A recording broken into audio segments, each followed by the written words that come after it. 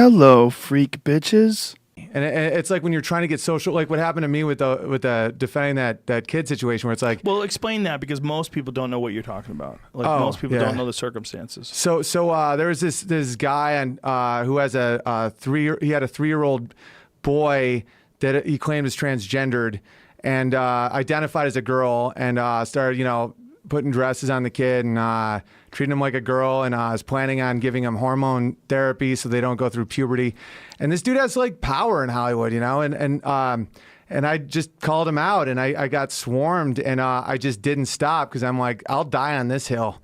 Yeah, that's a hill to die on. When you're deciding that a 3-year-old is done developing and understands their identity fully, drives me crazy. what we're talking to is akin to like a seance where you find out that you were a Roman emperor from 1700. That fucking 3-year-old barely understands how to express himself.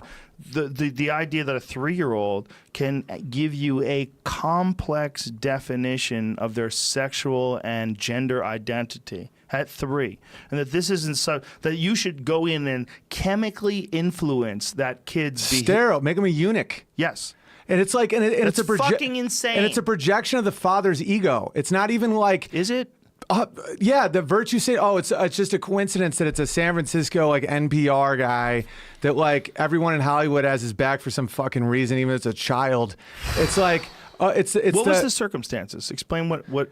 So this dude, John Hodgman, who I thought I was cool with, I met him doing a morning radio show, and he was like, when Mel Brooks said PC shit's ruining comedy or something, all these comedians were like going against Mel Brooks, and I'm like, wait a minute, are we the bad guys now? What comedians though? Paul F. Tompkin was talking. Really? Yeah, and I was like, dude, you're like the bad guy from Footloose now, you know? And so I'm just being open about this because it's like there's a few things I'll stand behind. Free speech, don't fuck the kids, Don't hurt the kids. Don't hurt the kids. Yeah. Like just be good to the kids, It's like because that's you. It's you. I mean, that's what every child is you. All of us. I know. Like, especially when you're a little tiny person. You have this insane responsibility as a big person when you're dealing with a little tiny person. And now that I have a tiny person, that's what it made me more of a man and an adult. Like I just felt so much more responsibility to be good. 100%. And you learn on the job too. You learn on the job. Like you realize along the way, like, oh, I'm like literally dealing with a blank slate, and I can't even process this, that my fucking bizarre, ridiculous life of telling jokes, and in your case, playing songs with pianos and ridiculous shit that you say on Twitter, that this somehow or another qualifies you to raise a human being. It's so intense. It's so intense. And also it's like I've always thought I was a good guy, but not like... I never thought I was like deserving of anything special, But then once you see a kid, you're like, he's fucking pure still, man. I'm like, I've done some shit, So that's why I think just as myself younger, I wouldn't have been quite as like into. I've always stuck up for the underdog and people being abused and shit, but now I'm like, I have to be better for like the next generation because I see him look at me like humans can be good. And he's like, Dada, and I'm like, holy fuck, Dada's a good guy. Yeah. And like I never really knew if I was a good guy. Right, and this is a good experience between you and him. He's enjoying it immensely. Like, dude, that's giant. And it's giant. And it's just like he watches me hit my foot with my axe, and I was like, don't do what Dad does. Do you ever think about the fact that, and this is a conflict that I've discussed ad nauseum with some of my friends, that every one of my friends that I know came from a fucked up place. Right. Like all the people that I'm friends with, whether it's Callan or Joey Diaz or anybody, Red Band or Duncan, though their childhood was fucking chaos. Right. Ari Shafir, like everybody's childhood was a mess. Yeah, I think it's to make a good comic that's still a good dude. I think it's a combo of like love, like your grandfather, and chaos. Yeah, where it's almost like or else we're just killers.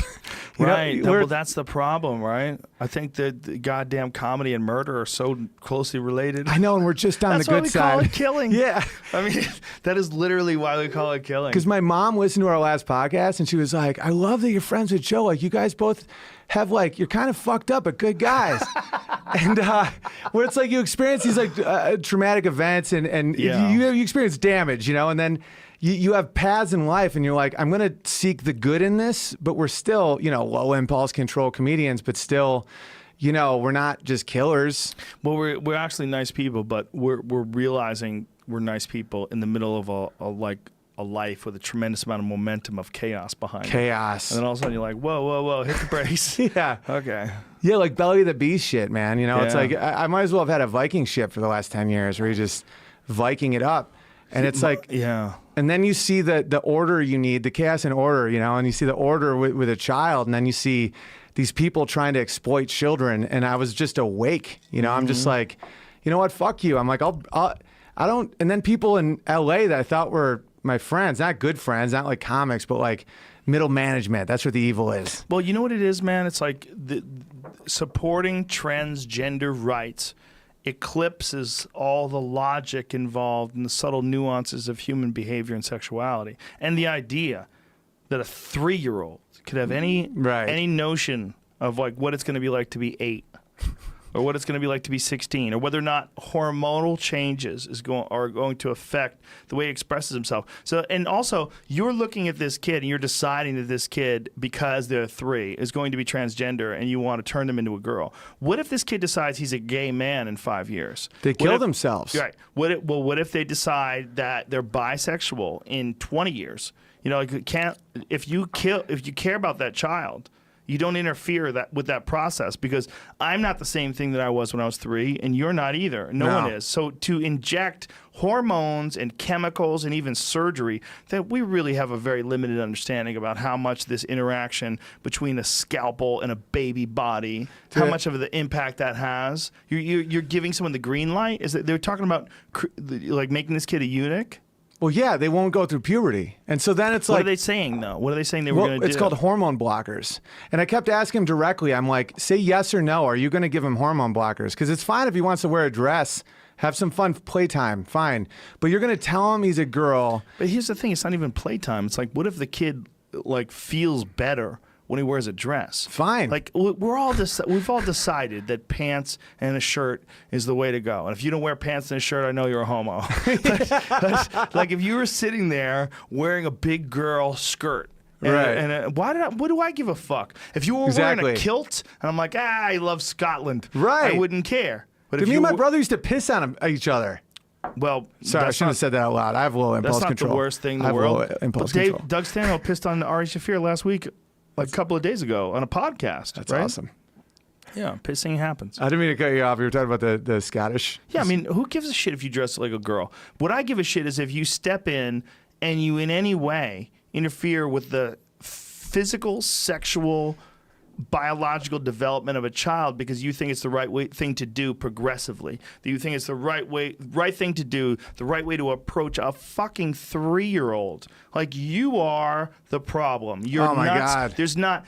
We're not talking about 1 + 1 = 2. We're talking about a super complex, very nuanced issue. And if this child decides when it's X amount years old, whatever we decide, 30, whatever the fuck we decide, to take the decision to get gender reassignment, that's 100% cool with me. Of course. I have no problem with that. But that's a person who understands who they are as a fully developed organism, not a fucking baby. 3. That's a baby. Dude, and part of me, it's like this, like, I see myself in the kid where I'm like, I played classical piano and knitted. Like, I used to like knit cloth. I used to weave. And, the thing with your piano teacher. Yeah. Like my dad is like my parents are married. They have a great marriage, but it's like almost like a reverse gender marriage in a way, where my dad's like a flamboyant opera singer, professor, and my mom like 6'1", loves sports, wears sweatpants. You know, like my first bit was I was the only guy in the straight closet. You know, and I used to be like, my dad would be like, let's go see Rent again, son. And I'm like, I want to play catch with mom, you know? That's hilarious. And so I played piano since I was a kid. But what about your piano teacher? Yeah, when I was 11, my piano teacher became a dude. And the bit I tried to work on, but people don't believe, like some of the best. By the way, that's a long time ago. How old are you now? Oh, I'm 37, so that was 91. That was the OG shit. Whoa, that's OG surgery. Oh, and dude, my piano teacher right now is like, Owen's totally trans friendly. Like, we're friends, but I don't think he realizes what's it become. You know, because it's like, now it's like, oh, you don't believe in making a 3-year-old a eunuch? You're full of hate. Yeah, this is not wise, because if you just look at it in not in terms of like how a child should identify, but in terms of like the biological process of a developing human being, it's very, very touch and go. We don't really understand what it is. This is what you should try to do with a kid. You should try to give them nutrients. You should try to give them love and try to give them safety and try to give them challenges. Totally, give man. them things to get over. But the idea that you are going to decide by your conversation with someone who just started talking 12 months ago. They're still shitting themselves. They don't know how to talk yet. They shit in their pants. But they literally don't know how to talk yet. I know. It's like, I identify. It's like, how the fuck does that work? Do you want to be a girl? Okay. Like, my son dances. Like, he's always dancing and shit. He loves the piano. He does what dad does. And it's like, this kid's probably trying to impress his dad. And his dad's this fucking asshole. It's like, oh, being trans is brave, dad. Right. And then they're gonna make moves where the kid can't go back. Can't go back. Their life is over. You literally turned their life down a dark path. Because here's the thing, and this is super unpopular to say, but the bottom line, whether you decide to become a transgender person, whether you decide to, just suppress those ideas, it is at this current stage of our understanding of medical science impossible to actually turn you into a woman. Of course. XXXY. Right. So what we're going to do is have some reasonable facsimile. And it's going to be more reasonable in different people. And some people, they have a slender frame. Some people are built like David Tua. And it's just like, whoa, that's girl? Okay, I got to go. You know? Like, if you don't know who David Tua was, big-time heavyweight boxer from the 90s. And you've touched on body dysmorphia with, like, weightlifters, where it's like, there's certain people that just aren't comfortable in their own skin and want to alter it, like, with, like, fucking, whether it's bigger boobs or cutting your wiener off or some shit. And as a very big personal liberty guy, I'm all about you doing that, but you don't make that decision for the kids. You don't make the decision for anyone that's under the age of comprehension. And here's the thing, like, what is that age? Because they say that the frontal lobe doesn't really fully develop until you're 25. Yeah, ask Geico. Yeah. But yeah, they won't insure you. Yeah, they won't insure you as a male. The insurance is up until you're 25 because you're not developed. But what about a girl? I think it's a little earlier. I think girls develop a little earlier. I know. I'm fucking pissed. I'm calling some sort of red pill organization. And so long story short, I make these problematic statements, and then my agent drops me. And how did your agent drop you for saying a 3-year-old shouldn't be given chemicals that kill his dick and balls? Because I was rocking the boat, man. It's But imagine if you just put it that way. So what you are is pro giving kids dick-killing chemicals?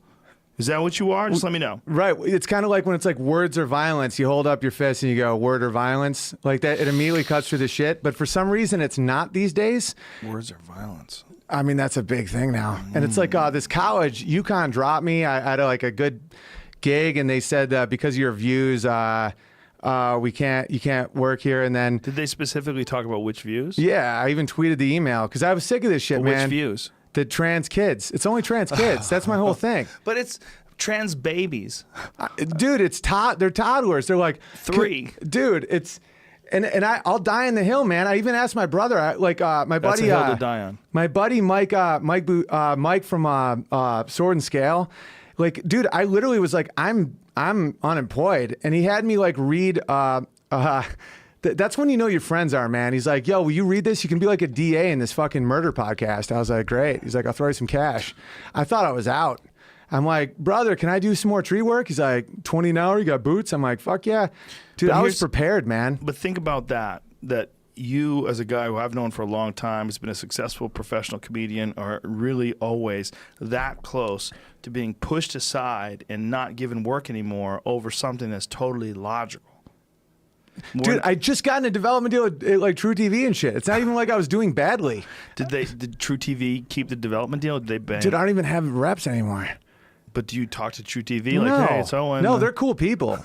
I've just been so like. So the reps all abandoned you by saying that you don't think 3-year-olds well, yeah, and trannies. Yeah, and also I guess I was saying it. It was like problematic. You know, I was too much. I was poking people that aren't allowed to be poked. These powerful middle managers, you know. What were you doing? Just saying, you're wrong, dude.